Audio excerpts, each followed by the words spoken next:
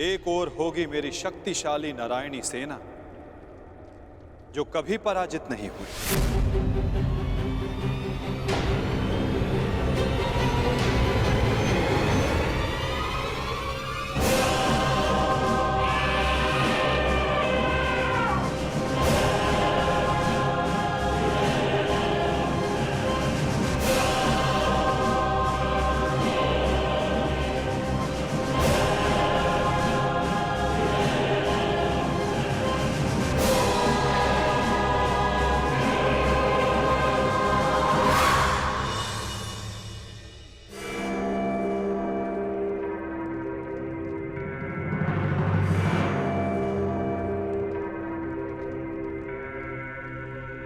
और दूसरी ओर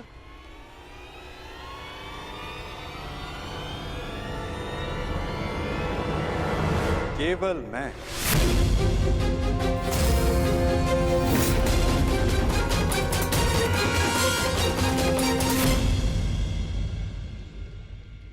अकेला और निहत्था। मैं वचन देता हूं, किसी भी परिस्थिति में मैं इस युद्ध में अस्त्र नहीं उठाऊंगा।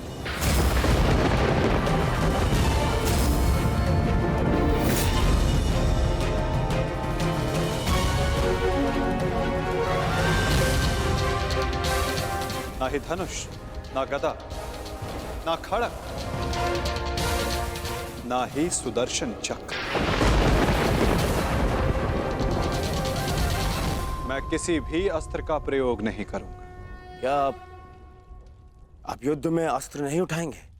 हाँ दुर्योधन, सही सुना तुमने।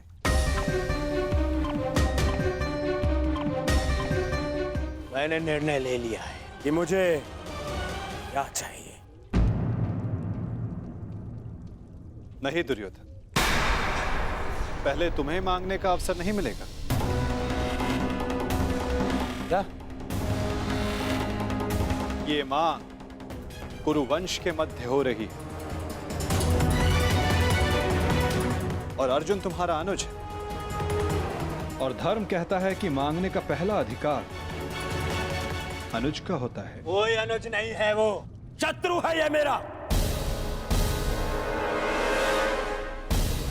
और आपने ने कहा था जो आपके समक्ष पहले आएगा आपका समर्थन उसी को मिलेगा। मैंने अपना वचन निभाया दुर्योधन। तुमने कुरुवंश को समर्थन देने की मांग की और कुरुवंश के लिए मैंने अपनी शक्ति को 2 भागों में विभाजित किया। अब विषय नीति का है दुर्योधन, और नीति के अनुसार प्रथम मांगने का अधिकार अर्जुन को। यदि बात नीति की है तो इस अर्जुन का यहां आना ही नीति सम्मत नहीं है। किसी राज्य का राजा नहीं है वो। राजा तो तुम भी नहीं हो युवराज दुर्योधन। परंतु मैं अपने पिता महाराज धृतराष्ट्र का प्रतिनिधित्व करता हूं, और मैं अपने ज्येष्ठ भ्राता महाराज युधिष्ठिर का प्रतिनिधित्व करता हूं। राजा है? कैसा राजा? 13 वर्ष पूर्व उनसे उनका सिंहासन छिन चुका है, और वही सिंहासन उन्हें मिले, इसलिए ये युद्ध हो रहा है। तो यदि तुमने राज्य लौटा दिया होता तो ये युद्ध कभी नहीं होता। यदि अज्ञातवास पूर्ण किया होता तो राज्य अवश्य लौटा देता। दुर्योधन!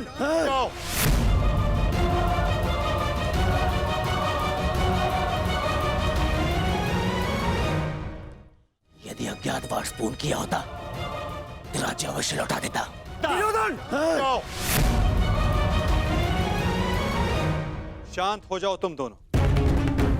ये मत भूलो कि तुम दोनों यहां अतिथि हो, और अतिथि की मर्यादा होती। अपने अतिथि के घर पर यूं झगड़ा करना तुम दोनों को शोभा नहीं देता। तो जैसा कि मैंने कहा, अर्जुन को प्रथम अवसर मिलना चाहिए। आप चाहते हैं कि अर्जुन को नारायणी सेना चुनने का अवसर मिले। मुझे क्या चाहिए इसका निर्णय तुम मत लो दुर्योधन। माधव, आप अस्त्र उठाएं या ना उठाएं, मुझे मेरे पक्ष में केवल आप चाहिए। मुझे नारायणी सेना से कोई मोह नहीं। यदि नारायण मेरे साथ है तो मेरे लिए पर्याप्त है। मुझे आपकी सेना का नहीं, आपका समर्थन चाहिए।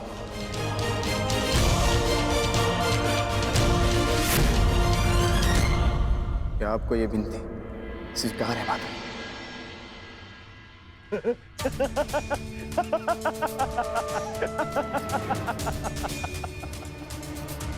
अब समझा मैं। ये 12 वर्ष के वनवास ने तुम्हारा क्षत्रिय गुण ही नहीं, तुम्हारी बुद्धि भी हर लिए। मूर्ख, स्वयं मेरे गले में विजयश्री की माला पहना दी तुमने तो स्वयं अपनी पराजय का मार्ग चुन लिया। इतनी विशाल शक्तिशाली अपराजय सेना को ठुकराकर, और तुमने चुना निहत्थे कृष्ण को,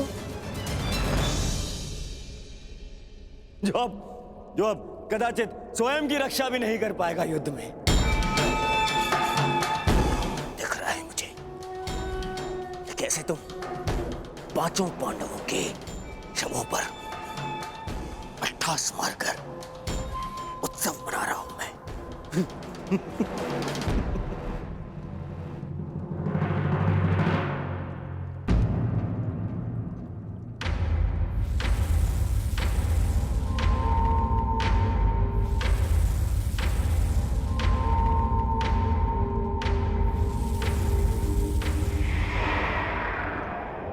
कृष्ण मुस्कुरा रहा है। नहीं, कुछ तो छल है। अब समझा। नारायणी सेना मुझे दे दी, जबकि उसके स्वामी तो आप स्वयं हैं। वो अपने ही स्वामी पर प्रहार कैसे करेगी? उल्टा वो तो हमारी ही सेना को हानि पहुंचाएगी। नहीं, ये छल है ये। नहीं दुर्योधन, यदि ऐसा होता तो मैं पहले ही तुम में से किसी एक को पूर्ण समर्थन दे चुका होता। पक्षपात ना हो इसलिए मैंने अपनी शक्ति को 2 भागों में विभाजित किया है। परंतु क्या है ना वासुदेव, मुझे संदेह है कि आपकी ये सेना मेरा आदेश नहीं मानेगी। अवश्य मानेगी।